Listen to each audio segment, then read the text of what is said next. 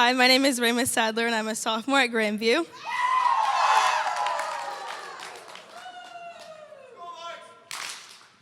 Tonight I'll be sharing the story of how the Lord changed my life, but first I would like to pray. Lord, I thank you for who you are and for giving me this opportunity to share the work you have done in my life. I pray that through this story your glory would shine and it would help others to see your love and faithfulness. Lord, please calm my nerves and help me to remember that my life is a result of all that you have done. In your name I pray, amen. I grew up in a Christian home with 2 brothers and 3 foster sisters. I attended church 4 days a week with my mom as the choir director and my dad on the pulpit. I spent much of my time as a child in the church, and though I thought I was saved by saying the sinner's prayer in summer Bible school, but that did not mean that my family was perfect or that I truly knew the Lord. When I was in 3rd grade, my parents got divorced. That same year, I moved school districts, and half of my extended family moved across the country. I felt that everything I'd ever known was pulled away from me in the blink of an eye. As a result, I became addicted to pornography, which God has since freed me from, to try and cope with the feelings of resentment, sadness, anger, and abandonment in my life. I went on to a different school district where I was one of 3 black students in my grade.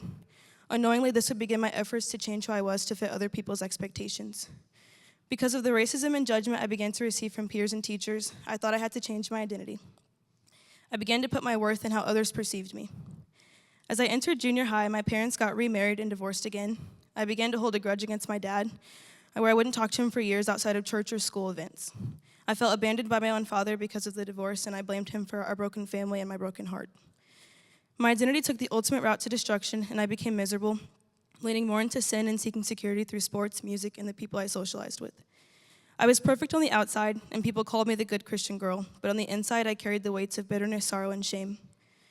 My freshman year of high school, I entered the wrong crowd, and while I wouldn't participate in anything they did, my sense of pride grew, as I began to see myself as better than others. COVID struck and quarantine began, leading me into a spiral. My whole life came crashing down as I began to think about all the people that had left me. I was alone, and my last resort was to reach for the dusty Bible sitting under my bed. As I began to read, I started to understand that I didn't truly know who Christ was, and I wasn't actually living for him but myself. I had heard growing up that Christ had died for my sins and wanted a relationship with me, but it really began to sink in when I knew there was nowhere else for me to run. The wheels were turning in my head. I truly understood the gospel and that no matter what, Christ would never leave me. And so in that moment, I sincerely gave my life to Christ. That July, I publicly confessed my sins, gave my life to the Lord, and was baptized at my home church. I thought life would get easier because I gave my life to the Lord, but in all honesty, it just got harder.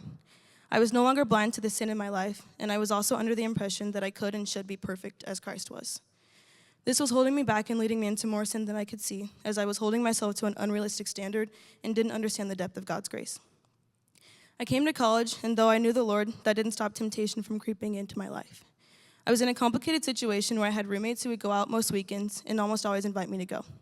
It became so tempting, and I wanted the invitations to stop, so I agreed to go. As I tried to sneak into the back of the bar, I was yelled at by a man who worked there. He said, "You're not getting in tonight." And I knew at that moment the Lord was calling me to find new friends. I was already connected to campus fellowship through Abby Meyer, so I decided to fully indulge in the new family that Christ had given me. It was a struggle that I wasn't prepared for since I had never been around so many young people striving to know the Lord. During my freshman year, I began to meet with Lydia Joyner. As she began discipling me, I was able to see that nothing I have ever done or will ever do can take away the love God has for me. Ephesians 2:8 became so real to me as it states, "For it is by grace you have been saved through faith, and this is not from yourselves, it is the gift of God." Since giving my life to the Lord, I cannot say that my life has gotten easier, but it has gotten so much sweeter as I now can see Christ's hand in everything. And while I struggle and fight against sin daily, I'm learning more and more of what it truly means to completely lay it all at the Father's feet.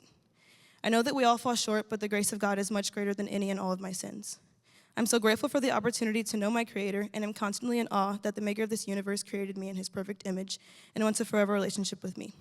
I pray that through my testimony, the true gospel is displayed to all here today. If you have any questions or comments, I'd be happy to chat anytime. Thank you for listening.